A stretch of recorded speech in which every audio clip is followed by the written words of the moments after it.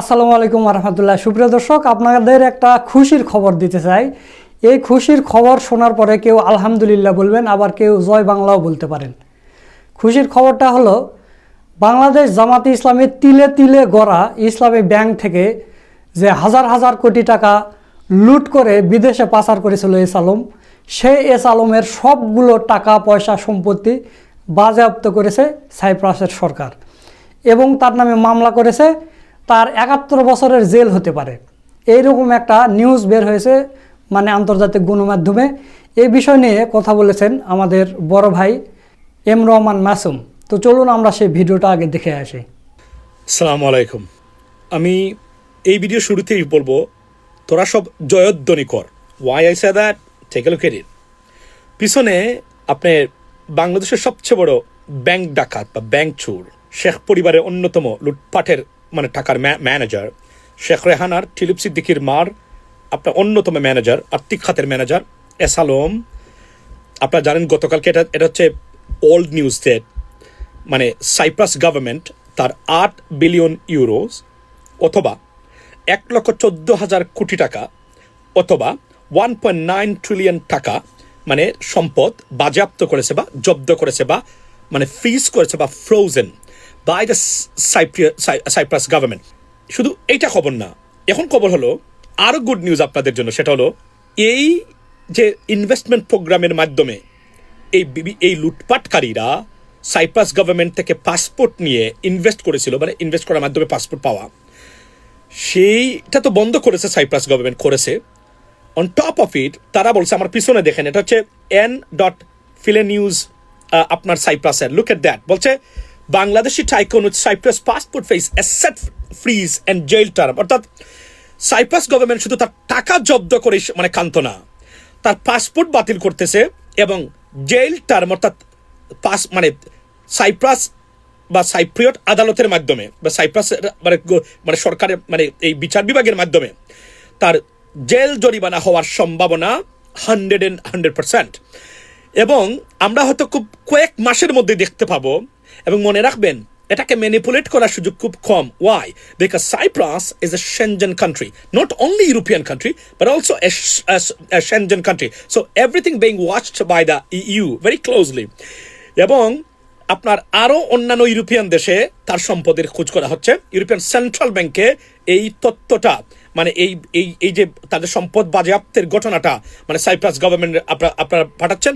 At the same time খুব শীঘ্রই আমরা দেখতে পাবো যে সাইপ্রাস আদালতের মাধ্যমে বিচার বিভাগের মাধ্যমে রায় হচ্ছে এস আলমের, এবং সেখানে লেন্দি জেল টার্মের সম্ভাবনা তার, এটা আপনারা দেখেন আপনি। এবং অত ইন্টারপোল কয়েক মাসের ভিতরেই বা 1 বছরের ভিতরেই হয়তো তার এস আলমের বিরুদ্ধে গ্রেফতারি পরোয়ানা বা ওয়ারেন্ট ইস্যু করবে, এবং ইন্টারপোল এস আলমকে খোঁজ করবে। কারণ আমি কনফার্ম উনি যাবে না সাইপ্রাসের আদালতে গিয়ে হাজির দেবে না, যেহেতু উনি সিঙ্গাপুরের পাসপোর্ট নিয়ে এখন বসে আছে, বা আরো অন্যান্য দেশের পাসপোর্ট তার থাকতে পারে, যেহেতু বাংলাদেশের পাসপোর্ট নাগরিক না আসে। এই জন্য একটা গুড নিউজ গাইজ, জাস্ট আনন্দ করেন। টাকা তো কোনো ব্যাপারই না টাকা আটকানো, কারণ এই ধরনের বিলিয়নস অফ ডলার, $235 বিলিয়ন পাচার করেছে বিগত আওয়ামী লীগ গভর্নমেন্ট, রাইট? শুধু এই সবচেয়ে বড় খবর হলো, আমি জানি আওয়ামী লীগের যারা আছেন অনেক আওয়ামী লীগ যারা সত্যিকার অর্থে দুর্নীতির সাথে যুক্ত না, যারা মন থেকে আওয়ামী লীগ করেন তাদের আইডিওলজির মাধ্যমে, তারা খুশি হয়েছেন। এদের কারণেই আওয়ামী লীগের মতো একটা ঐতিহাসিক রাজনৈতিক দল মুক্তিযুদ্ধে 1971 সালে যে দলটা নেতৃত্ব দিত, সেই দলের এমন করুণ পরিণতি এস আলমদের কারণে হয়েছে। নিশ্চয়ই অনেক আওয়ামী লীগের ভালো মানুষ যারা আছেন তারাও খুশি। এবং এস আলমকে ইন্টারপোলের পুলিশ খুব শীঘ্রই খোঁজ করতে যাচ্ছে এবং গ্রেফতারি পরোয়ানা নিয়ে, সেটা দেখার জন্য অপেক্ষা করতে থাকুন। এ বিষয়ে আরো আপডেট কন্টিনিউ আমি দিতে থাকবো আপনাদেরকে, কারণ I am one of the victim of S Alam. Have a blessed day ladies and gentleman, see you next time. আসসালামু আলাইকুম। সুপ্রিয় দর্শক, আপনারা এম রহমান মাসুম ভাইয়ের ভিডিওটা দেখলেন, তো আপনাদের কি খুশি লাগতেছে নাকি?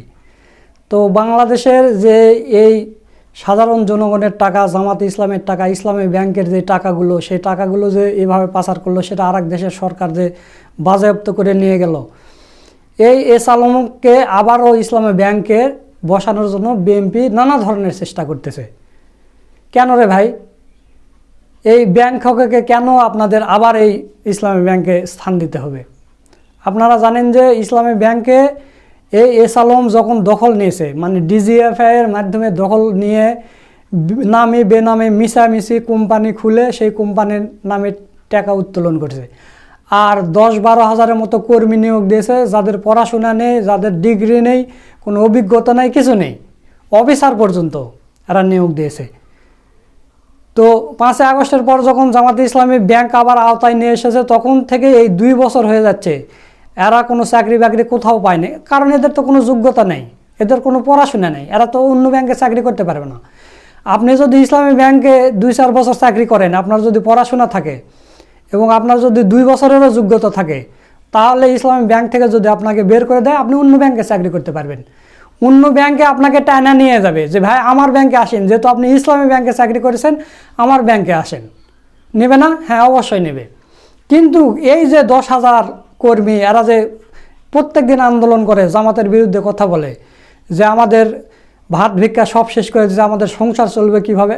কেন রে, তোর পড়াশোনা নাই, তোর যোগ্যতা নাই, তুই অন্য ব্যাংকে চাকরি করবি, না হলে অন্য চাকরি করবি, তোর কেন ইসলামী ব্যাংকে চাকরি করতে হবে? এরা এই এস আলমের কোটায় ঢুকেছে, এদের কোনো অভিজ্ঞতা নেই, এদের কোনো পড়াশোনা নেই, কিচ্ছু নেই। এরা ঢুকে লুটে পুটে খেয়েছে টাকা পয়সা।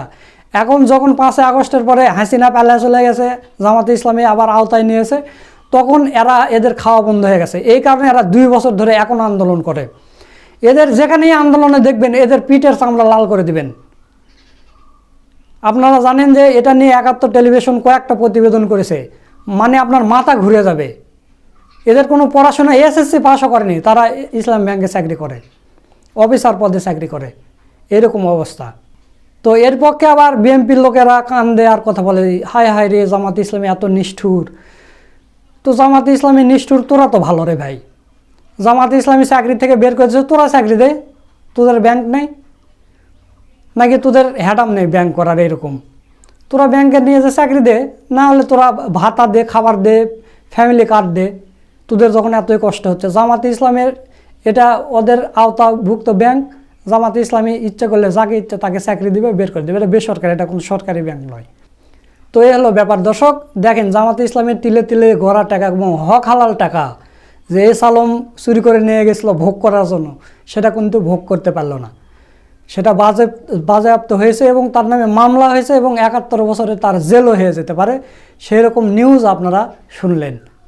তো ধীরে ধীরে আপনারা অনেক কিছু আরও দেখতে পাবেন। বিএনপি যে এস আলমকে পায়ে তেল দিয়ে, এই সালাউদ্দিন আহমেদ যে তেল দিয়ে নিয়ে আসতেছে, এস আলমের যে এতগুলো বাজেয়াপ্ত করলো, যদি সাইপ্রাসে এস আলমের জেল হয়ে যায়, তাহলে তো আর আসতে পারবে না। আর যদি না হয়, যদি ইসলামী ব্যাংক আবার তাকে দেয়, তাহলে আবার সে লুটপাট করে অন্য দেশে পাচার করে দিবে। তাই বাংলার জনগণের সতর্ক হতে হবে, এস আলম যেন এই ব্যাংকের কোনো নিয়ন্ত্রণ যেন কোনোভাবে না পায়, এটা আমাদের দেখতে হবে। দরকার হলে আমরা আন্দোলন করব।